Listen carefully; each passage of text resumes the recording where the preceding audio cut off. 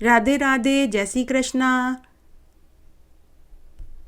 आप सभी के ऊपर देवों के देव महादेव और माता पार्वती जी का आशीर्वाद हमेशा बना रहे। आइए अब हम आगे का महात्म्य सुनते हैं। नंदीश्वर बोले कि हे मुनिश्रेष्ठ, हे विप्र, अब शिव जी के उस अवतार को सुनो जिसमें उन्होंने अपने भक्त के ऊपर दया करके एक स्त्री के संदेह को दूर किया। विदर्भ नगर में एक सत्यरथ नाम का राजा था जिसने शिव धर्म सेवन करते हुए अपना बहुत सा समय व्यतीत किया।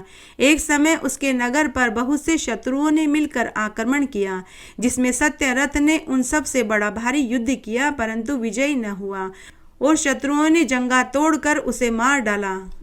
उसकी पटरानी गर्भवती थी। जब उसने देखा कि शत्रुओं ने उसे घेर लिया तो वह लुक छुप कर नगर से बाहर चली गई और शिवजी का स्मरण करते हुए बहुत दूर पूर्व दिशा में चली गई और सरोवर के निकट एक सघन वटवृक्ष के नीचे अपना आश्रय स्थल बना लिया।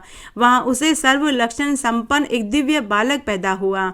जब उस बालक की माता पानी पीने सरोवर में गई तो उसे घड़ियाल ने पकड़ लिया। सद्जात बालक भूख प्यास से पीड़ित माता पिता से हीन जोर जोर से रोने लगा। यह देखकर शिवजी को बहुत दया आई। उन्होंने एक भिखारीन ब्राह्मणी को उधर प्रेरित कर दिया। वह अपनी गोद में अपना एक छोटा सा बालक लेकर उधर से निकली और उस माता पिता से हीन रोते हुए बालक को देखा तो उसे महान आश्चर्य हुआ। वह विधि की विडंबना पर खेद प्रकट करते हुई ब्राह्मणी उसके पास गई। देखा तो अभी तक उस शिशु की नाल भी नहीं कटी थी। वह अकेले ही पड़ा रो रहा था, परंतु उसका तेज बड़ा ही तेजस्वी था। भिक्षुणी को उसके ऊपर दया आ गई। उसने उसे उठाकर उसका पालन करना चाहा, परंतु अधिकार बिना उसका मन आगे पीछे हो रहा था। देव की प्रबलता, वह किससे इसका जन्म पूछे। उसको जानने वाला तो वहां कोई भी नहीं था। नंदीश्वर कहते हैं कि इस प्रकार चिंता करती हुई उस ब्राह्मणी पर शिवजी को दया आई। महान लीलाधारी भक्तों की सब प्रकार के सुखदाता उपाधि रहित महेश्वर शिवजी सम भिक्षी का रूप धारण करके वहां प्रकट हो गए और उस ब्राह्मणी से बोले कि हे विप्र भामिनी, अपने चित्त में संदेह और खेद मत कर। इस पवित्र बालक को अपने पुत्र के समान ही पालन पोषण कर। ब्राह्मणी ने प्रसन्न होकर कहा कि धन्य है आप जो इस समय आकर मुझसे ऐसा कहा। मैं तो इसका पालन करना ही चाहती थी, परंतु शंकावश आगे पीछे मन हो रहा था। इसमें संदेह नहीं है कि इसी समय बड़े भाग्य से मैं यहाँ से आई। मैं आपसे यह जानना चाहती हूँ कि यह बालक किसका है, आप कौन हैं, ये यहाँ कैसे आया। ब्राह्मणी बोली कि मुझे तो आप भगवान शंकर ही प्रतीत हो रहे हैं। क्या आप दया सागर शिव जी हैं और ये आपका प्रथम भक्त है जो अपने किसी कर्म दोष से यहाँ पड़ा हुआ है, परंतु अब आपके अनुग्रह से ही इसका कल्याण होगा। आपकी आज्ञा से मोहित होकर ही मैं इधर से आई हूँ। अब मैं अवश्य ही इसकी रक्षा करूँगी। इस प्रकार शिव दर्शन से विधान प्राप्त करने वाली भिक्षुणी से भिक्षु वर्य शंकर जी ने कहा कि हे अनदे, हे कल्याणी, मैं जानता हूँ कि यह शिव भक्त विदर्भ नरेश सत्यरथ का पुत्र है। इसका पिता युद्ध में शाल्व शत्रुओं के द्वारा मारा गया और उसकी पत्नी घर से निकल कर के यहाँ आई और इस वन में आकर उसने इस पुत्र को जन्म दिया। जन्म देने के बाद जब वह सरोवर पर पानी पीने गई तो मगर ने उसे पकड़कर निगल लिया। इस प्रकार शिवजी द्वारा उसकी उत्पत्ति सुनकर ब्राह्मणी बड़ी चकित हुई। उसने कहा कि इस बालक का पिता शत्रुओं से क्यों मारा गया तथा इसकी माता को मगर ने क्यों निगल लिया। तब भिक्षु ने कहा कि इसका पिता विदर्भ राज पहले जन्म में राजा पांडु हुआ, जिसने सदैव शिव धर्म का पालन किया।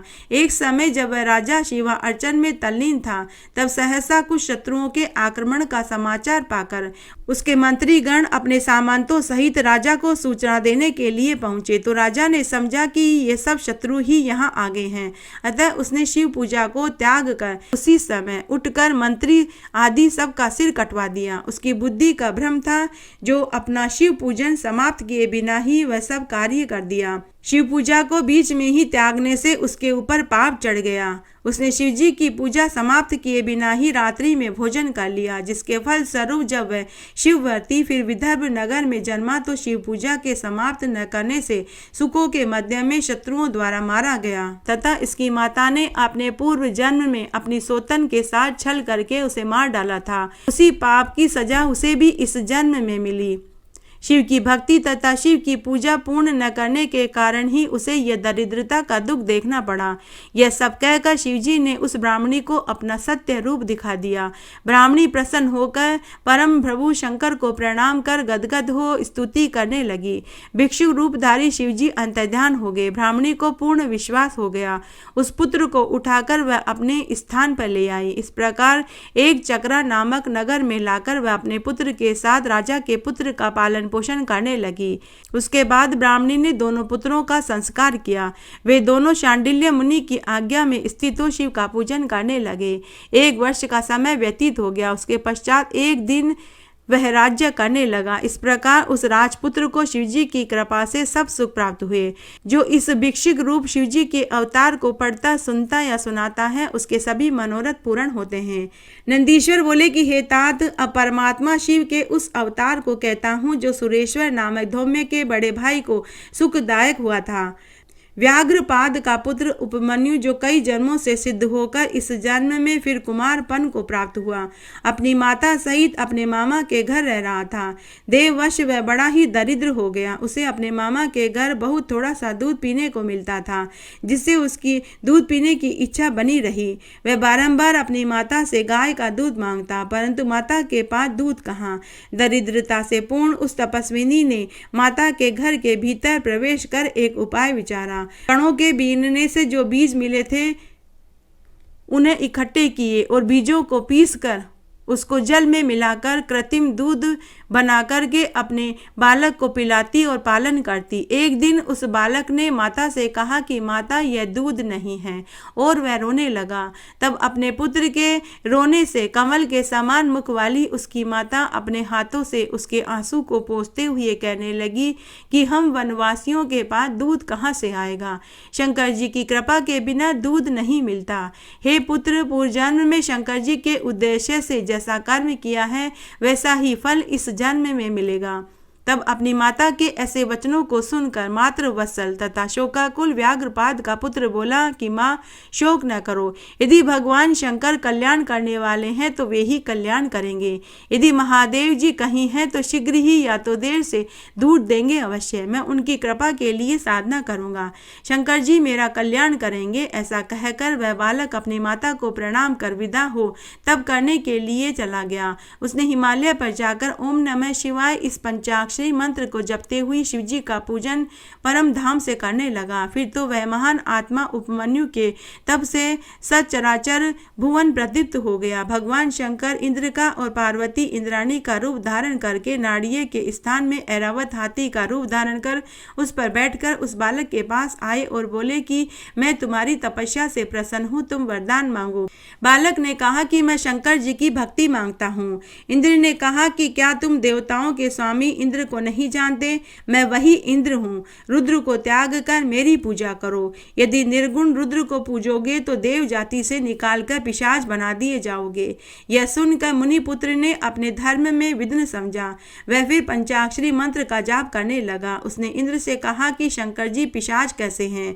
उन्हीं से ब्रह्मा विष्णु उत्पन्न हुए हैं। प्रकृति से परे उन देवेश्वर रुद्र को तुम जानते नहीं। हे इंद्रदेव, तुम जाओ। मैं शंकर जी से ही वरदान चाहता हूँ, तुमसे नहीं। मैं शंकर जी को जानता हूँ कि विभु शंकर जी से परे कोई तत्व नहीं है। वे ही सब कारणों के कारण और सब देवताओं और गुणों से परे हैं। तुम में तो क्या है? मैं ब्रह्मा विष्णु से भी किसी से वर नहीं चाहता। मैं शंकर जी की निंदा को पाप समझता हूँ। चाहे दूध के बिना भले ही मैं मर जाऊँ, परंतु मैं शंकर जी की निंदा नहीं सुनूंगा। यदि तुम फिर मेरे पास शंकर जी की निंदा करोगे तो मैं तुमको शिव के अस्त्र से मारकर अपना शरीर त्याग दूंगा। ऐसा कह उपमन्यु ने दूध की इच्छा त्याग कर सब मरने की इच्छा कर ली और इंद्र को मारने के लिए तैयार हो गया। उसने भस्म उठाकर अघोर मंत्र से अभिमंत्रित कर अपने इष्ट देव के युगल चरणों का ध्यान कर उसमें अग्नि स्थापित करी और इंद्र पर छोड़ दिया। परंतु वे इंद्र तो थे ही नहीं, वे तो साक्षात शंकर थे। शंकर जी ने तत्काल प्रत्यक्ष हो उस ब्राह्मण को दर्शन दिए और हजारों दूध के तथा दही के समुद्र और अन्य भक्ष्य भोज्य पदार्थों के समूह उसे दिखाए और पार्वती सहित बैल पर बैठ गणों सहित त्रिशूल आदि से सुंदर अस्त्रों से सुशोभित अपना रूप दिखाया। आकाश में दुंदुबियां बजने लगी, फूलों की बरसात होने लगी। ब्रह्मा विष्णु इंद्र आदि देवता उनके ऊपर फूलों की बरसात करने लगे। यह देख उपमन्यु शिवजी को दंडवत प्रणाम करने के लिए पृथ्वी पर लेट गया। फिर तो भगवान शंकर ने आओ आओ ऐसा कहकर उसे बुलाया, उसके मस्तक को सूंघ कर वरदान दिया। उपमन्यु ने भगवान शंकर की स्तुति करी। शंकर जी ने उसे उठाकर हृदय से लगाकर पार्वती को दिया। पार्वती ने प्यार कर कुमार के समान ही अपना अक्षय कुमार नामक पुत्र दिया। शिवजी ने क्षीर सागर के समान स्वाद युक्त उसे एक अनेश्वर सागर दिया। महादेव और पार्वती ने उसे और भी अन्य दिव्य वरदान दिए। उसने शिवजी की पराभक्ति मांगी। शिवजी ने उसके मांगने के अनुसार अजर अमर सर्वदा दुख से रहित अपनी भक्ति दी। उसे अक्षय गोत्र दिया। साथ ही यह भी कहा कि तुम्हारे आश्रम के निकट सर्वदा स्थित रहूंगा। ऐसा कहकर पार्वती सही शंकर जी अंतर्ध्यान हो गए। उपमन्यु शंकर जी द्वारा श्रेष्ठ वरों को प्राप्त कर अपनी माता के पास आए और सारा समाचार सुनाया। समाचार सुनकर उसकी माता को बहुत खुशी हुई। अब वही उपमन्यु सबका पूजनीय बन गया। अब वह सारे सुखों का भागी हो गया। इसी प्रकार परमात्मा शिव सर्वदा सज्जनों को सुखदायी है।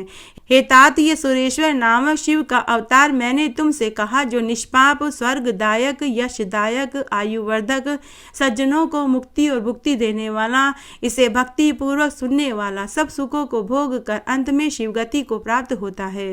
नंदीश्वर बोले कि हे सनत कुमार, अब परमात्मा शिव के परम पावन जटिल अवतार की प्रीति सुनो।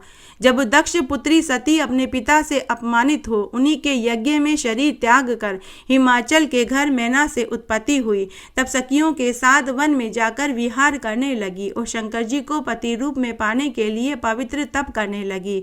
फिर तो नाना लीला विशारद शंकर जी ने उनके तप की परीक्षा के लिए जहाँ पार्वती जी तप कर रही थी वहाँ सप्त ऋषियों को भेजा। वे सप्त ऋषि वहां जाकर अच्छी तरह से यत्न पूर्वक पार्वती जी की परीक्षा लेने लगे, परंतु उस परीक्षा में उन्हें पूर्ण सफलता नहीं मिली। वे शिव जी के पास लौटकर उन्हें नमस्कार कर सारा वृतांत कहा और उनकी आज्ञा लेकर स्वर्गलोक को चले गए। सप्त ऋषियों के चले जाने पर उत्पत्ति करता शंकर जी ने स्वामी पार्वती के भाव की परीक्षा करने की इच्छा करी। उन्हें प्रसन्नता हुई। उन्होंने इच्छा का शमन किया। जब इच्छा शांत हो गई तो उन्होंने अद्भुत से भी अद्भुत एक ब्रह्मचारी का वेश बनाया। वे एक अत्यंत वृद्ध ब्राह्मण का शरीर धारण किए हुए थे। भगवान शंकर उत्कंठित हो देवी को देखने के लिए उसके समीप पहुंचे। तब दंड और चर्म से युक्त शांत स्वरूप उन अद्भुत तेज वाले ब्राह्मण को, जो ब्रह्मचारी का वेश धारण किए हुए वृद्ध जटिल कमंडल धारी थे, अपनी ओर आते देखकर पार्वती ने सब सामग्री उठाकर उनका यथोचित पूजन किया। फिर सादर प्रेम पूर्वक कुशल से पूछी कि आप कौन हैं, कहाँ से आए हैं। पार्वती के पूछने पर ब्रह्मचारी ब्राह्मण पार्वती के भावों की परीक्षा के विचार से बोले कि मैं स्वेच्छा से विचरण करने वाला एक ब्रह्मचारी ब्राह्मण तपस्वी हूँ, जो दूसरों को सुख देता हूँ, इसमें कोई संदेह नहीं है। ऐसा कहते हुए अपने रूप को छिपाए हुए ब्रह्मचारी वेश में भगवान शंकर पार्वती के पास जाकर बैठ गए और बोले कि हे देवी, क्या कहूँ, कुछ कहा नहीं जाता। बड़ा अनर्थकारी महाविकृति वृतांत दिखाई पड़ता है तुम इस नवीन अवस्था में, जबकि तुम सब भोगों के साधनों के योग्य हो, अनेक उपचारों द्वारा सुख के कारण हो, सब व्यर्थ ही क्यों तप कर रही हो। तुम कौन हो, किसकी पुत्री हो और किस कारण इस निर्जन वन में कठोर तप कर रही हो। उनके इन वचनों को सुनकर पार्वती ने हंसकर ब्रह्मचारी से कहा कि हे ब्रह्मचारी, हे मुनि, अब मेरा वृतांत सुनो। मेरा जन्म इसी भारतवर्ष में हिमालय के घर हुआ। इससे पहले मैं दक्ष प्रजापति के घर जन्म ली थी और शंकर जी की पत्नी थी, परंतु जब मेरे पिता ने मेरे पति की निंदा की तो मैंने योग द्वारा अपना शरीर छोड़ दिया। अब इस जन्म में बड़े भाग्य से मुझे शिवजी दोबारा मिले हैं, परंतु दुर्भाग्य यह है कि काम को भस्म कर मुझे भी त्याग कर चले गए हैं। इस कारण मैं गुरु के वचनों से बंद हो बड़ी लज्जित हुई और पिता के घर से चलकर यहाँ तपस्या करने के लिए आई हूँ। मैंने अपने मन, वचन और कर्म से शंकर भगवान को पति रूप में वरण कर लिया है, इसमें कुछ संदेह नहीं है। यद्यपि मैं जानती हूँ कि यह वस्तु दुर्लभ है, उसका मिलना कठिन है, तथापि उत्सुकता और वश में अपने तप में लीन हूँ। मुझे इंद्र आदि देवताओं सहित विष्णु ब्रह्मा की भी आवश्यकता नहीं है। मैं तो केवल पिनाकधारी को ही पति रूप में पाना चाहती हूँ। पार्वती जी के वचनों को सुनकर ब्रह्मचारी हंसते हुए बोला कि हे देवी, हे हिमालय की पुत्री, तुमने ये कैसा बुद्धि स्वीकार करी है? क्या यह उचित है? देवताओं को त्याग कर तुम शिव के लिए कठोर तप कर रही हो। मैं उस रुद्र को जानता हूँ। सुनो, मैं तुमसे कहता हूँ, उस रुद्र के तो एक वृषभ वाहन है। वह सर्वदा ही विकृतात्मा और जटाधारी है। वह सर्वदा अकेला रहता है और अत्यंत ही विरागी है। अतः तुम्हें उस शिव में मन लगाना नहीं चाहिए। कहाँ तुम और कहाँ वह? मुझे तो तुम्हारा यह कर्म अच्छा नहीं लगा। आगे जैसे तुम्हारी इच्छा हो वैसा करो। ऐसा कहकर ब्रह्मचारी ने फिर पार्वती की परीक्षा ली और उसके आगे अनेक प्रकार से निंदा करी। विप्र के उस असह्य वाक्यों को सुनकर देवी पार्वती क्रुद्ध हो गई और शिव निंदक उस ब्रह्मचारी से कहने लगी कि मैंने तो यह जाना था कि तुम कोई धन्य पुरुष होगे, किंतु अब मैंने सब जान लिया है। तुम इस समय वध के योग्य तो नहीं हो, क्योंकि ब्रह्मचारी वेश में हो। अतः तुम धूर्त और शिव निंदक की तो और ही गति करनी चाहिए। हे बहिर्मुख, तू शिवजी को नहीं जानता। मुझे पश्चाताप है जो मैंने तेरी पूजा करी। जो मनुष्य तत्व को न जानकर शिव की निंदा करता है, उसका जन्म संचित पुण्य नष्ट हो जाता है। शिव जी के देशी का स्पर्श करने से प्रायश्चित करना चाहिए। अरे दुष्ट, तूने तो यह कहा था कि शंकर जी को तू जानता है। तू परम प्रभु शिव जी के निश्चय ही नहीं जानता।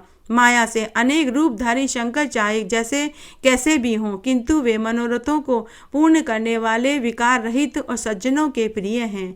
यह कहकर देवी पार्वती ने शिव तत्व का वर्णन कर अविनाशी शिव की प्रशंसा करी। देवी की वाणी को सुनकर ब्रह्मचारी ब्राह्मण जो ही उनका उत्तर देने को हुआ, त्यों ही पार्वती ने अपनी सखी विजया से कहा कि हे सखी, ये ब्राह्मण धम फिर कुछ कहना चाहता है, अतः इसको मना करो, अन्यथा यह अवश्य ही शिवजी की निंदा करेगा। शिव निंदक को ही पाप नहीं लगता, बल्कि सुनने वाले को भी पाप लगता है। शिव के किंकरों को तो चाहिए कि जो शिवजी की निंदा करे उसे मार डाले। यदि ब्राह्मण हो तो छोड़ दे, अथवा स्वयं ही उस स्थान से चले जावें। यह दुष्ट फिर शिवजी की निंदा करेगा और यह ब्राह्मण है, इसलिए मारने के योग्य नहीं है। अतः यह सर्वदा ही त्याज्य तथा न देखने योग्य है। मैं इस स्थान को छोड़कर शीघ्र ही अन्यत्र चली जाती हूँ, जिससे फिर इस मूर्ख के साथ मुझे संभाषण न करना पड़े। हे मुनीश्वर, पार्वती जी ने यह कहकर जो ही चलने को अपना चरण उठाया, त्यों ही साक्षात शिव जी ने उनका हाथ पकड़ लिया। फिर पार्वती जी जिस रूप में उनका ध्यान करती थी, वैसा ही दिव्य रूप उन्होंने उसे दिखाया। शिवजी ने पार्वती जी को दर्शन दिखाया और पार्वती से कहा कि हे शिवे, हे अनैदे, तुम कहाँ जाती हो? मैं तुमको नहीं त्याग सकता। यह तो मैंने तुम्हारी दृढ़ भक्ति की परीक्षा ली है और इसलिए ब्रह्मचारी का वेश बनाकर तुम्हारे पास आया हूँ। जो इच्छा हो वरदान मांगो, तुम्हारे लिए कुछ भी अदेय नहीं। आज मैं तेरे तप से तेरा दास हूँ। तुम्हारी सुंदरता को देखे बिना मुझे एक एक क्षण युग के समान प्रतीत होता है। अब लज्जा को त्याग दो, क्योंकि तुम मेरी सनातन पत्नी हो। आओ, मैं तुम्हारे साथ शीघ्र ही कैलाश पर चलता हूँ। जब देवेश ने इस प्रकार कहा तो पार्वती जी अतीत मुदित हुई और कठिन तप का सारा दुख भूल गई और शिवजी के उस दिव्य रूप को देखकर लज्जित हो नीचे सिर करके प्रभु से बोली कि हे देवेश, यदि आप प्रसन्न हैं, मुझ पर कृपालु हैं, तो मेरे पति होइए। फिर तो शिवजी ने सविधि पार्वती जी के साथ पाणिग्रहण संस्कार किया और कैलाश की यात्रा करी। इस प्रकार शिव के ब्रह्मचारी अवतार का मैंने आपसे वर्णन किया। जो इस पाप रहित उत्तम कथा को सुनेगा, सुखी होकर उत्तम गति को प्राप्त होगा। सभी कथा कहानियों और सावन मास के महात्म्य को सुनने के बाद महादेव जी की आरती जरूर बोलनी चाहिए, तभी सावन मास के महात्म्य को सुनने का संपूर्ण फल प्राप्त होता है। आइए अब हम महादेव जी की आरती सुनते हैं। शीश गंग अर्धंग पार्वती सदा विराजत कैलासी, नंदी भंग नृत्य करत है गुण गावत शिव की दासी। शीतल मंद सुगंध पवन भय बैठे हैं शिव अविनाशी, करत गान गंधर्व सप्त सुर राग रागनी सब गाती। अक्ष रक्ष भैरव है डोलत बोलत है बन के वासी, कोयल शब्द सुनावत सुंदर भ्रमर करत है गुंजासी। कल्प वृक्ष अरु पारिजात कह लाग रहे हैं लक्षासी, सूर्यकांत सम पर्वत शोभित चंद्रकांत नवमी मासी। छऊ ऋतु नित फलत फुलत है, पुष्प चढ़त है वर्षासी। देव मुनि जन की भीड़ पड़त है, निगम रहत जो नित गासी। ब्रह्मा विष्णु का ध्यान धरत है, कछु शिव हमको परमासी। रिद्ध सिद्ध के दाता शंकर सदा आनंद के सुखरासी। जिनके सुमिरन सेवा करते टूट जाए यम की फांसी। त्रिशूल धर का ध्यान निरंतर मन लगाए कर जो ध्यासी। दूर करे विपदा शिव तिनकी, जन्म सफल शिव पद पासी। कैलाशी काशी के वासी, अविनाशी प्रभु सुध लीजो। सेवक जान सदा चरणन को, अपनो जान दरस दीजो। तुम तो प्रभु हो सदा सयाने, मेरे ओ गुण सब ढकियो। सब अपराध क्षमा कर शंकर, किंकर की विनती सुनियो। शीश गंग अर्धंग पार्वती, सदा विराजत कैलासी। नंदी भृंग नृत्य करत है, गुण गावत शिव की दासी। तुम तो प्रभु हो सदा सयाने, मेरे ओ गुण सब ढकियो। कैलाशी काशी के वासी, अविनाशी प्रभु सुध लीजो। सेवक जान सदा चरणन को, अपनो जान दरस दीजो। तुम तो प्रभु हो सदा सयाने, मेरे ओ गुण सब ढकियो। सब अपराध क्षमा कर शंकर, किंकर की विनती सुनी हो। इस तरह आज हमने सावन मास के इस अध्याय को सुना। आशा करती हूँ यह आपको जरूर पसंद आएगा। मेरे साथ बने रहने के लिए आपका धन्यवाद। आगे आने वाली कथा कहानी के लिए भी आप इसी तरह मेरे साथ बने रहें। धन्यवाद।